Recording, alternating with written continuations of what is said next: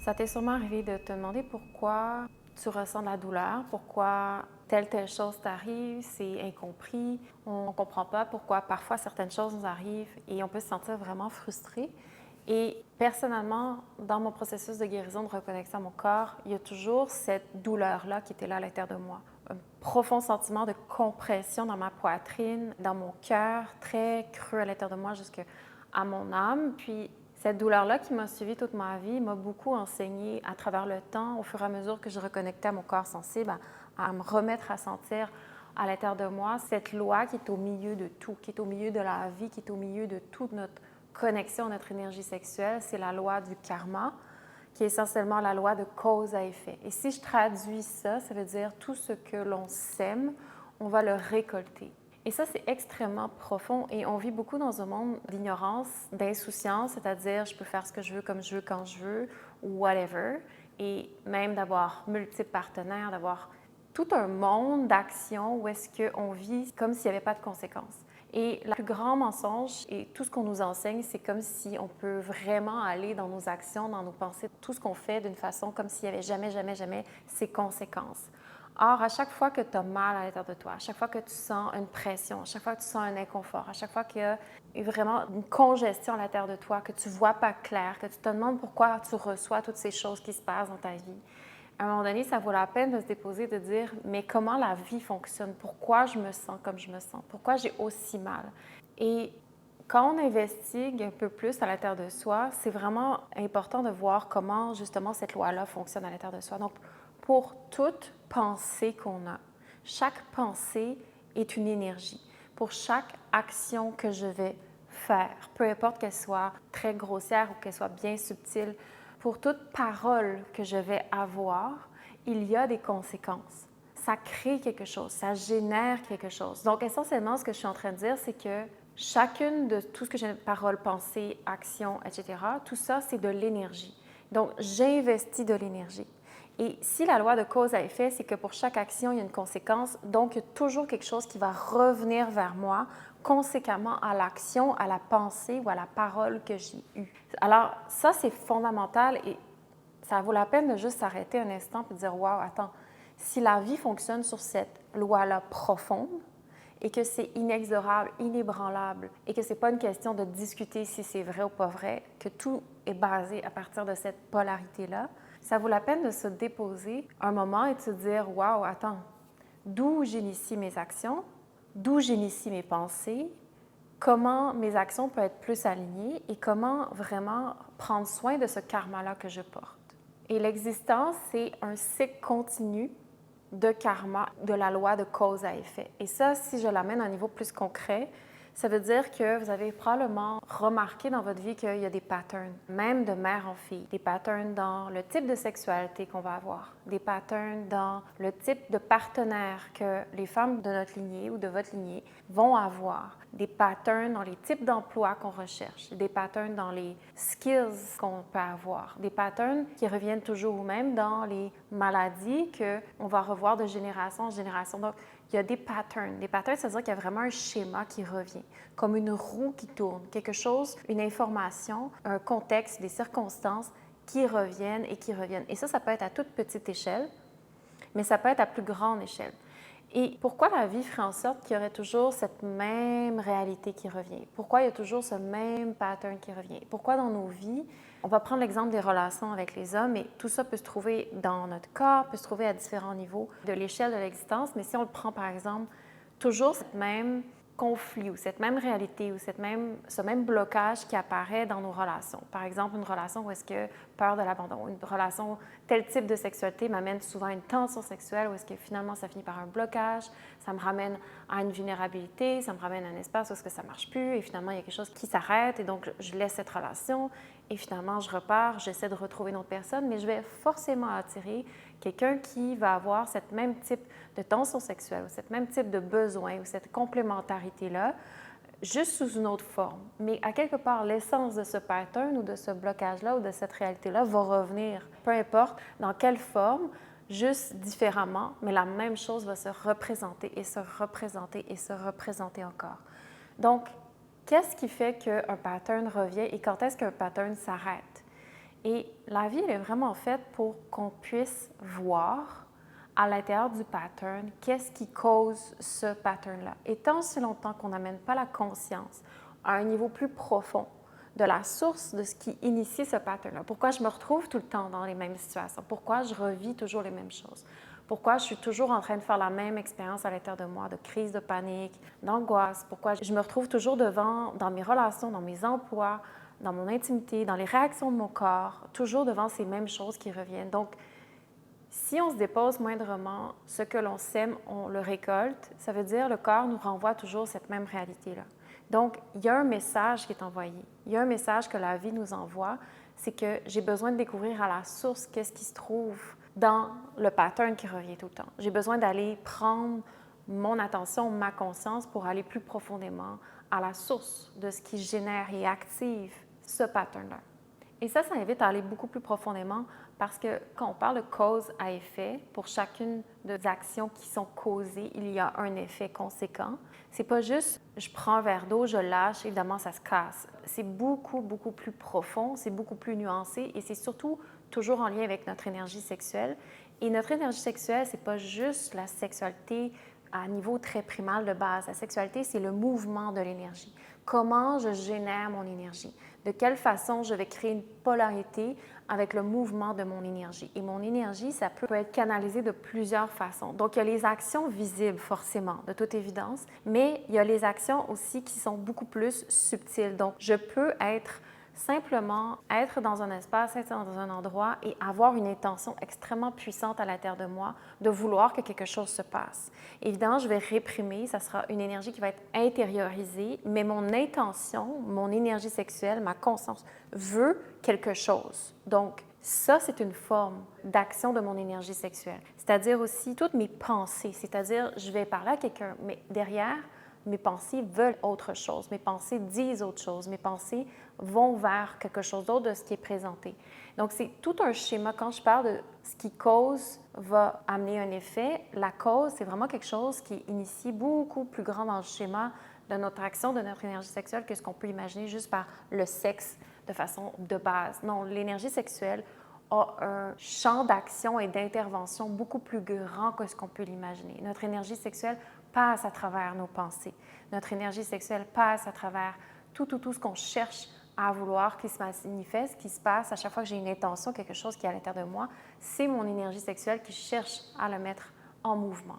Donc, mon énergie sexuelle, le mot le dit, c'est une force créatrice. Donc, créatrice, ça veut dire que ça veut créer, que ça veut générer, que ça veut engendrer. Donc, ça a une force d'impact, c'est une énergie moteur. Alors, quand c'est pas canalisé, c'est-à-dire quand c'est inconscient, ça passe à travers, cette énergie-là va toujours fonctionner à travers nous, mais va passer de façon contournée à travers nos actions, nos pensées, nos intentions, nos paroles. Donc, on va dire quelque chose, mais en dessous, il y a autre chose qui passe dans ce qui est dit. Alors, quand on est une personne sensible, on perçoit les différents niveaux que ce que la personne a dit. Quand on est désensibilisé, déconnecté de soi, on entend juste les premiers mots qui ont été dits. Sauf qu'en dessous, il y a un autre message qui passe.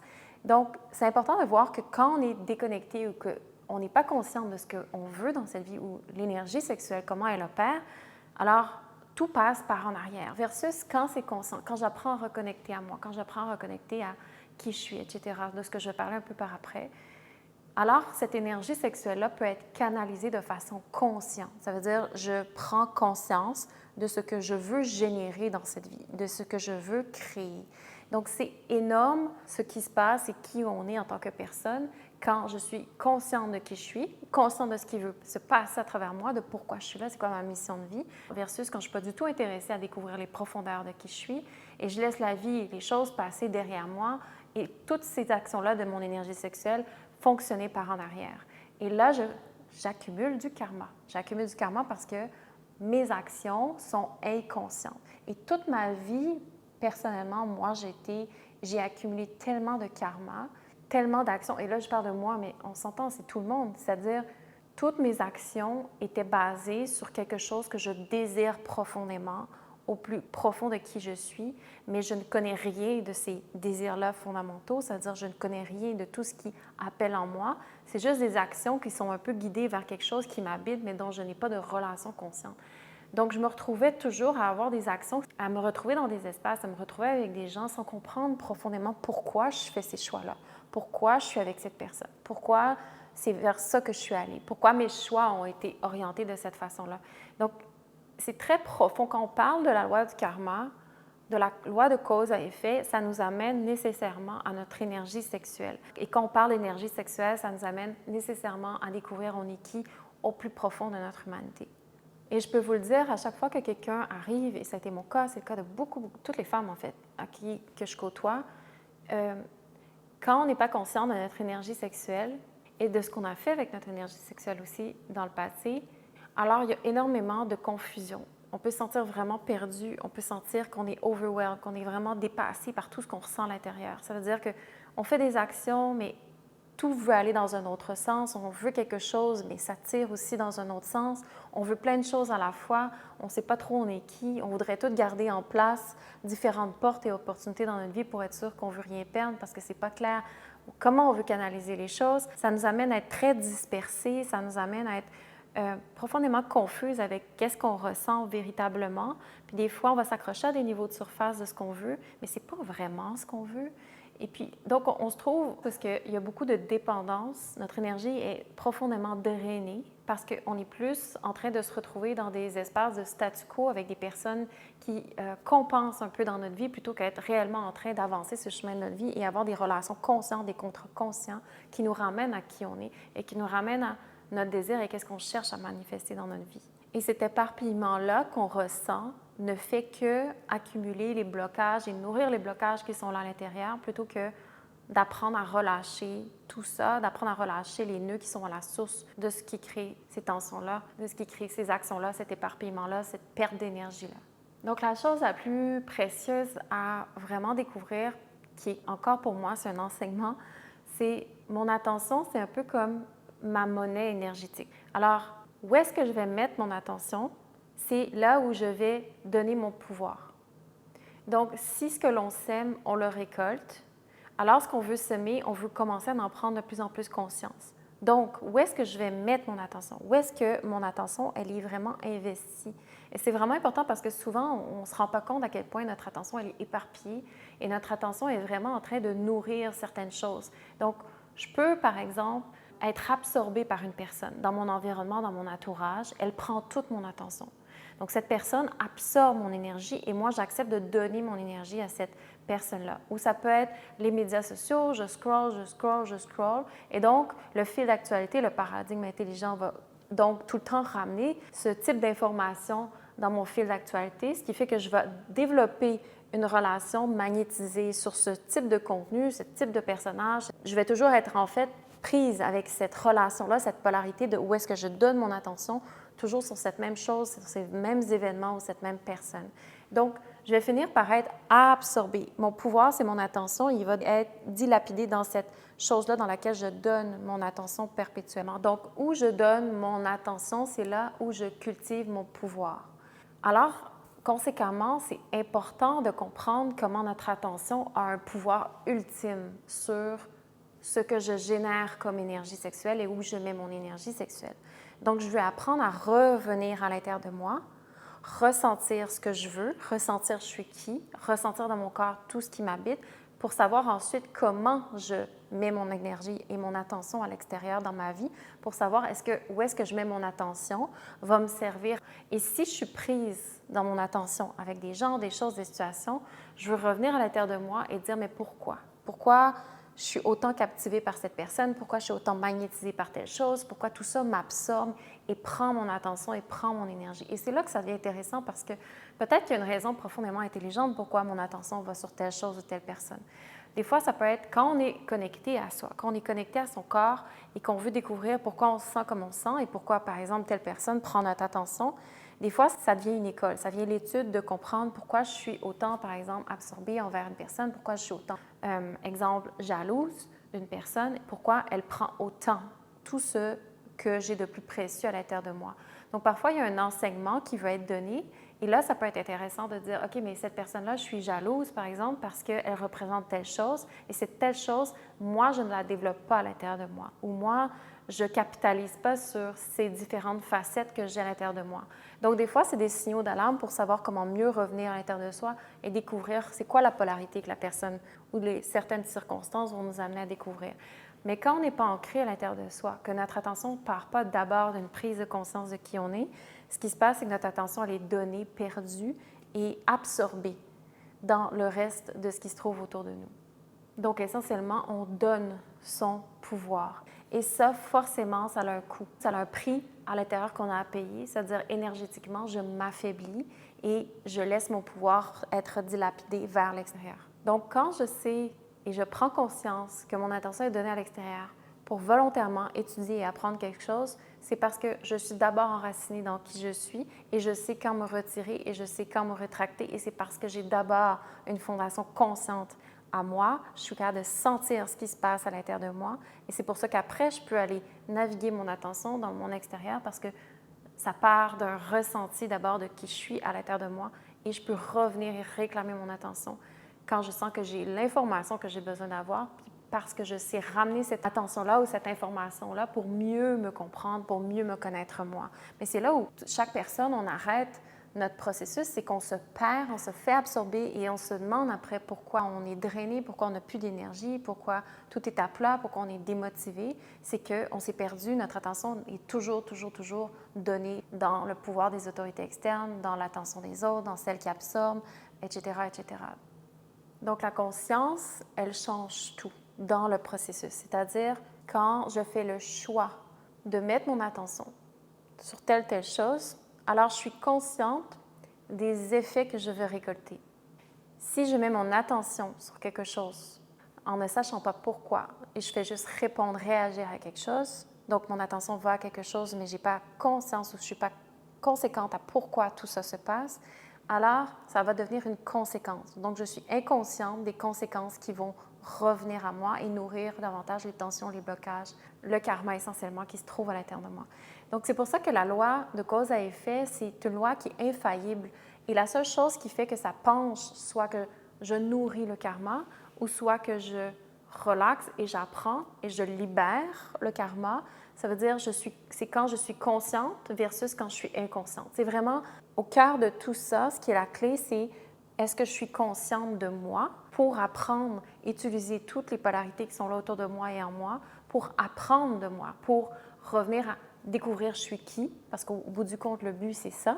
S'il y a des patterns qui reviennent constamment, c'est qu'à un moment donné, je dois m'arrêter à être toujours à la surface, toujours répéter les mêmes actions sans prendre conscience. Donc, ça m'invite à arrêter, à ressentir, à discerner, à écouter pourquoi ces choses-là se passent, à descendre à un niveau plus profond dans la conscience des choses, ressentir, être lucide. Et de là, je raffine ma capacité à être consciente et donc mes choix, mes actions, où je mets mon attention. Quand je reste inconsciente de moi, quand je reste futile, quand je reste à la surface, essentiellement, c'est que ces actions-là font juste se répéter et nourrir le karma. La loi, elle est infaillible, elle est là au cœur de notre existence pour nous aider à revenir à nous, pour nous aider à prendre conscience de qui on est dans les niveaux inconscients, pour toujours nous aider à rapatrier ce qui est inconscient en nous vers la conscience, pour toujours être une personne de plus en plus consciente de qui on est et de ce qui se passe à l'intérieur comme à l'extérieur. Donc, à partir de là, il y a beaucoup de personnes qui me demandent, OK, mais comment on transforme son karma? Comment on arrive à sortir de ce pattern-là? Ou plus concrètement, comment ça se passe? Essentiellement, c'est le chemin de la vie. Relâcher, intégrer, comprendre son karma, qui on est, pourquoi on est ici, comment passer de ce qui est inconscient à la conscience et vraiment de se découvrir, de se connaître, c'est le chemin et le but de la vie. Donc, ce n'est pas une formule magique, ce n'est pas des techniques, c'est le sens profond même de ce qui anime notre existence, de ce qui anime la vie. Donc, ça commence d'abord par se déposer à un niveau vraiment plus, j'ai envie de dire, profond et intelligemment dans le respect de cette loi-là, de vouloir descendre avec plus de conscience sur, OK, mais si mon énergie sexuelle est à l'essence de toutes mes actions, qu'elles soient inconscientes ou conscientes, je veux découvrir c'est quoi cette énergie sexuelle-là. Je veux rentrer en relation avec cette énergie sexuelle-là. Alors, comment on y arrive si tout mon corps est bloqué, si tout est fermé à l'intérieur de moi? Parce que qui dit karma dit tension. Et qui dit tension dit inconscient. Les tensions sont dans notre corps. Et toutes ces tensions-là dans notre corps, c'est là où est logé notre inconscient. Donc, on veut apprendre à aller relâcher les tensions qui sont dans notre corps. C'est toute cette pression-là qui est à l'intérieur de nous. Et les tensions, en fait, ils font un blocage, un ombrage, une coupure, une déconnexion à l'accès à notre énergie sexuelle, créative ou vitale. Donc, ce qu'on veut, c'est aller tranquillement relâcher les tensions qui nous empêchent d'avoir la circulation ou la prise de conscience de tout ce qui se trouve plus réprimé à l'intérieur de nous dans l'univers des tensions de l'inconscient et notre karma. Donc, quand on parle de relâchement des tensions, on parle d'intégration de l'énergie qu'on relâche dans les tensions. Quand je relâche l'énergie qui est prise dans les tensions, la pression, tout ce qui est à l'intérieur de moi, je veux intégrer cet inconscient dans le tout de qui je suis. Je veux intégrer je suis qui. Donc, c'est vraiment un processus qu'à chaque étape, que je deviens de plus en plus consciente de mes actions, de mes paroles, de mes pensées, de qui je suis plus profondément, je relâche de plus en plus et j'aligne qui je suis. Donc, si on parle un peu plus concrètement, ce que ça veut dire, c'est que moi, personnellement, comment je fonctionne à l'intérieur de moi, c'est qu'à chaque fois que je veux poser une action, à chaque fois que je pense à quelque chose, à chaque fois que je veux dire quelque chose, j'ai souvent de plus en plus dans ma méditation, dans ma pratique, qui est un peu un art de vivre. Donc, tous les matins, je médite et je pratique et après, c'est une répercussion dans ma journée de ce lifestyle-là, c'est-à-dire d'où viennent mes actions. Pourquoi je pense telle chose en ce moment. Je peux être prise dans une pensée, par exemple, il y a quelque chose qui passe. Donc là, je suis avec une information. Et là, il y a quelque chose qui veut prendre action, par exemple. OK, mais qu'est-ce qui est à la source de cette action-là? Est-ce que c'est clair? Est-ce que c'est vraiment, si je suis fondamentalement honnête avec moi-même et que je me dis non, c'est pour ça, c'est pour telle raison, souvent on va se raconter une histoire, on va vraiment penser à des choses de surface, mais en dessous, il y a quelque chose de beaucoup plus profond qui pousse et qui fait que j'ai cette pensée-là, qui fait que je vais dire cette chose-là, qui fait que je vais adopter telle action, qui fait que je vais avoir tel comportement, que je vais aller vers telle ou telle personne. Donc, il y a des choses beaucoup plus inconscientes qui sont à l'œuvre à l'intérieur de nous et c'est ça mon point. Et quand on est dans un processus de reconnexion à soi, de guérison, tout ce qu'on veut apprendre et découvrir et devenir consciente, c'est qu'est-ce qui se passe vraiment à l'intérieur de moi. Qu'est-ce que mes actions, qu'est-ce que mon énergie est en train de créer et pourquoi. Et là où s'arrête la plupart des gens, c'est de ne pas du tout investiguer sur qu'est-ce qui pousse nos actions. Et mon Dieu, je ne peux pas vous dire à quel point c'est extrêmement fascinant de prendre le temps de décortiquer, démystifier tout ce qui veut et tout ce qui pousse à l'intérieur de nous et tout ce qui vraiment oriente nos actions à l'intérieur de nous. C'est très profond parce que quand on parle d'énergie sexuelle, on parle viscéralement de notre désir fondamental. On parle de nos aspirations les plus profondes. On parle de ce qui nous est le plus profondément caché, même à nous-mêmes. Et une femme veut du pouvoir. Une femme cherche à toucher à du pouvoir. Une femme veut être dans son pouvoir. Un pouvoir inné, c'est tout à fait légitime. Dans le monde de la nature, personne ne veut être faible. Si on est vraiment connecté à soi, on veut être dans son plein pouvoir, on veut être dans son plein potentiel. C'est notre droit de naissance. Et souvent, ça passe par des énergies, des espaces en nous qu'on ne savoure pas, nos désirs fondamentaux, on n'en est pas connecté. Et c'est de là que puise véritablement le fond de nos pensées, le fond de nos actions, le fond de tout ce qu'on essaie de voir et de mettre à l'œuvre. Donc, ça pousse à travers nous, sauf que nous, on s'installe dans notre personnalité de surface, sur notre personnage, sur notre narratif, notre petite histoire qu'on se raconte, croyant que toutes nos actions viennent de là, de la surface, de l'espace superficiel de notre être. Or, notre énergie sexuelle, elle, c'est pas du tout de là qu'elle puise, qu'elle s'oriente, c'est vraiment de cet espace beaucoup plus profond dans notre womb, dans notre utérus, dans les dimensions cachées et réprimées de qui on est. Donc, c'est pour ça que le karma, qu'on parle de la loi de cause à effet par rapport à notre énergie sexuelle et le karma, ça vient toucher des espaces très profonds à laquelle, quand je vous dis tout ça, ça reste presque, j'imagine, pour la plupart théorique parce qu'on ne se connaît pas. Donc, quand on pose la question comment transformer mon karma, ça veut dire essentiellement, si tu souhaites transformer ton karma ou aligner qui tu es, tu dois découvrir les dimensions plus profondes, les zones d'ombre de qui tu es et où est-ce que l'énergie sexuelle opère pour vraiment prendre conscience de qu'est-ce que tu veux dans cette vie véritablement si tu arrêtes de te mentir et tu découvres tes énergies profondes, tes aspirations, tes ambitions, tes soifs, tout ce que ça cherche, les énergies plus noires, tout ça, ça doit faire partie d'une conscience, d'une compréhension de quitter parce que sinon tes actions, ils passent dans tous les sens, ils font des choses et elles ne sont pas prises en relation consciente avec qui tu es. Donc, si tu ne sais pas t'es qui, comment tu peux aligner tes actions? Si tu ne sais pas t'es qui, comment tu peux aligner ton énergie sexuelle? Si tu ne sais pas t'es qui, comment cette énergie sexuelle-là peut servir comme un moteur pour générer les actions qui veulent correspondre à ton désir fondamental. Et c'est là souvent que le karma s'accumule et que les patterns reviennent et reviennent. C'est qu'il y a une dichotomie entre ce que tu présentes et tout l'univers plus profond de qui tu es réellement. Donc, ça revient à dire quelles sont les intentions qui sont derrière mes pensées, quelles sont les intentions qui sont derrière mes actions, quelle est l'intention qui est derrière chaque chose que je dis vraiment. Et on peut se mentir à soi-même pendant très longtemps, mais la vie, elle, est une conscience en elle-même. C'est comme si la vie, c'est un troisième œil en soi. La vie, on ne peut pas mentir à la vie. La vie, c'est fondamentalement qu'est-ce qui est là à l'intérieur de moi. Donc, j'ai intérêt à vouloir découvrir qu'est-ce qui pousse à l'intérieur de moi pour pouvoir être co-créatrice de cette énergie-là et cette intelligence-là de la nature qui veut passer à travers moi, à travers qui je suis, plutôt que laisser les tensions et mon inconscient nourrir mes actions et continuer d'accumuler du karma. Donc, si on récolte ce que l'on sème, on veut toujours apprendre à descendre plus profondément en soi, reconnecter à qui on est, pour que ce que l'on sème revienne à un potentiel, à quelque chose qu'on veut canaliser. Pour ça, ça demande de revenir dans son corps parce que la source des tensions, comme je le mentionne, c'est dans notre corps.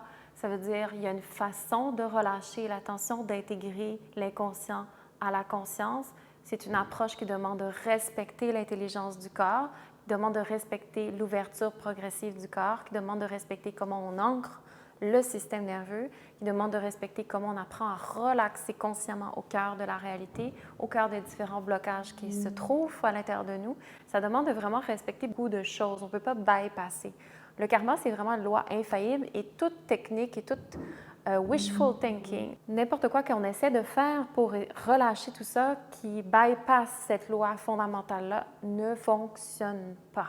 C'est pour ça qu'il n'y a pas d'autre façon que d'écouter la loi intelligente du corps, qui est d'apprendre à relâcher les tensions pour aller découvrir qu'est-ce qui se trouve profondément et d'apprendre à mettre en cohérence et d'unir toutes ces parties de moi qui sont déconnectées pour savoir de où je puise mes actions, pour savoir qu'est-ce que je veux faire dans ma vie, pour savoir je suis qui, comment m'orienter, comment canaliser je suis qui, pour savoir vraiment qu'est-ce que je veux accomplir, qu'est-ce que je veux mettre au monde et d'où prend naissance mon pouvoir unique que je veux incarner. Tant si longtemps que je ne suis pas en train de cheminer vers la réalisation consciente de ça, toutes mes actions vont être des actions contournées de cette connexion-là que je cherche à avoir mais que je n'ai pas. C'est pour ça que découvrir qui on est de façon consciente petit à petit, c'est ça qui nous amène toujours à raffiner nos actions et à relâcher de plus en plus cette énergie-là qu'on veut réclamer en soi.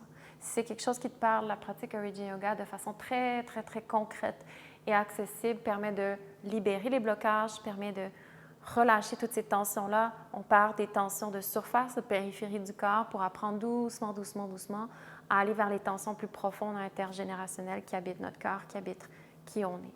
Si ça t'intéresse, tous les liens sont en bas.